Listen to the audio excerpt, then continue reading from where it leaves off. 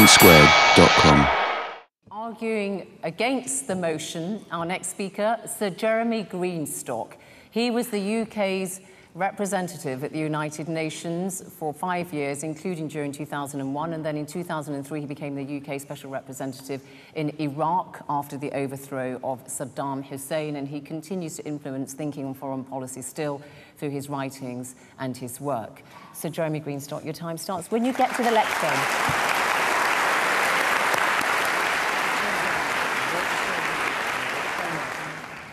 Ladies and gentlemen, we have just heard a supreme military leader defending the use of military means to overcome a threat that, for all its use of violence, was not military. Indeed, the threat is all the more powerful because it comes from methods of attack that aim to neutralize to the greatest extent possible the vast military superiority of the target.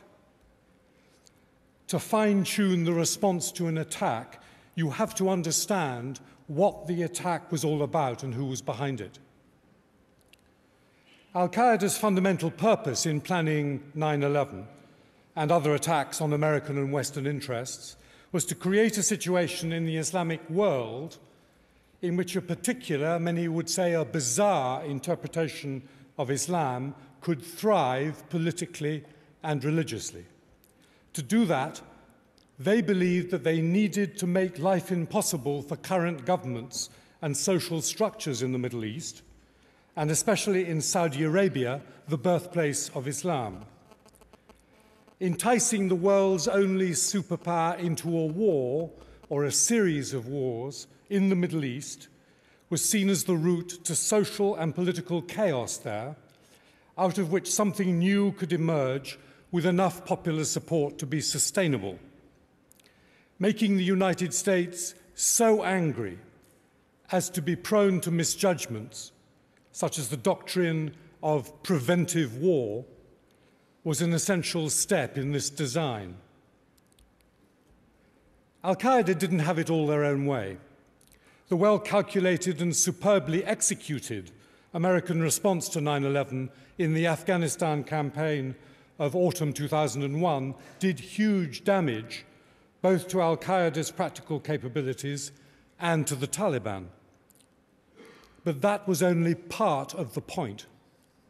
The image and reputation of Al-Qaeda and its leader, Osama bin Laden, amongst many Muslims, had been greatly enhanced. This admiration extended to large numbers of people, whether Muslims or not, in the less advantaged areas of the world who resented what the US and the West stood for and where the 20th century had left them. Even people who were appalled by the callousness of the violence on 9/11 felt that the strike on the Twin Towers had some natural justification. In the global picture, this was about more than terrorism. Washington, on a war footing, then made a mistake which played into Al-Qaeda's hands. The perception amongst President George W. Bush's advisors that representing him as a war president in response to 9/11 would deliver political benefits, which was true, was cross-fertilized by an already existing desire to put Saddam Hussein into his place. Al-Qaeda's recognition that the US might be goaded into becoming a hammer looking for a nail was proved accurate in the US decision to invade and occupy Iraq in 2003, when Iraq had nothing to do with 9/11. Now is not the time for a detailed analysis of the effects of the Iraq decision. The Chilcot inquiry will deal with that in a few months' time.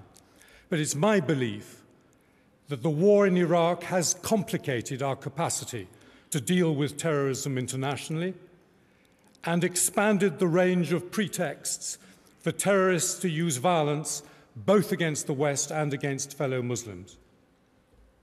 In short, if the war on terror was the right response, then terrorism, after trillions of dollars of expenditure on military operations and hundreds of thousands of deaths, should be on its last legs. Most member states of the UN would understand and sympathize with the developed world's security priorities. Guantanamo Bay would be closed. Afghanistan would be a stable country, and Iraq would be a secure democracy closed to Al-Qaeda. I'm very willing to acknowledge the considerable American achievement in degrading Al-Qaeda in Afghanistan and Pakistan and in dealing with Osama bin Laden. Those successes came primarily through the use of military instruments.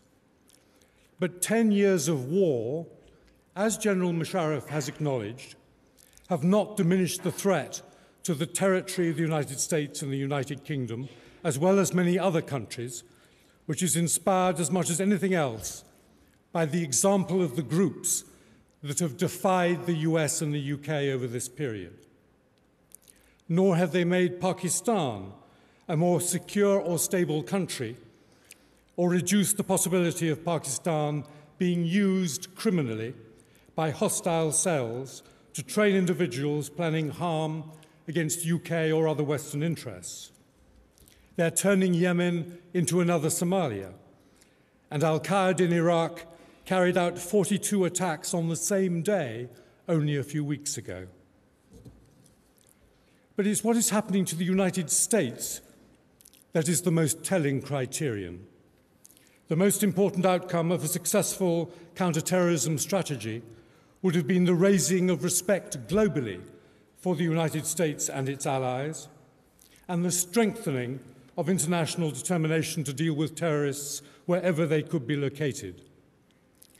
Almost all terrorism is local in its origins, whatever the impact of role models internationally.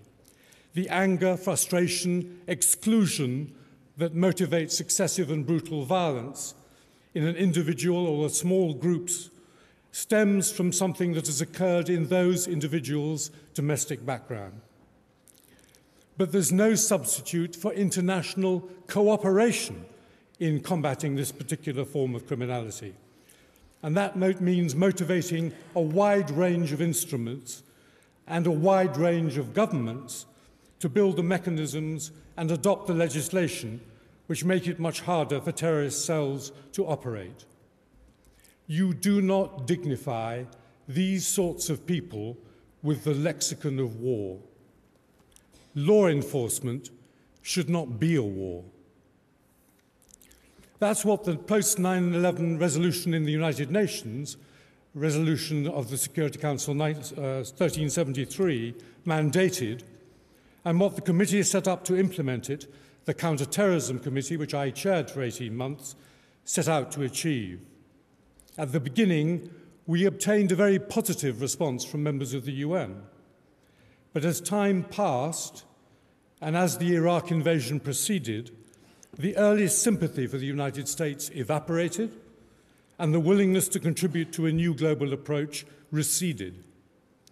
Too many people saw the US as taking forward a war of its own conception and in its own national interests, without addressing the concerns of others. The opportunity for the Americans to lead a global, collective approach to security issues was lost. The new counterterrorism of the Obama administration, it's interesting to observe, which was announced earlier this year, largely recognizes and seeks to correct that original misconception of what counterterrorism should be all about. Strong, precise action to deal with criminal groups has to be combined with diplomacy and partnership, is what that new strategy says. And that's quite a different approach from a war on terror. It's hard to avoid the conclusion that the United States made this change much too late. If it's taken most of a decade to realize that the world has changed, is changing, that so much that explosive military power is less effective in providing security, national or international, than partnership, cooperation, listening and understanding, then we have to accept collective responsibility to meet shared global concerns. Let's show in your vote tonight that we have at least learnt that lesson from the misconceived war on terror. Thank you very much.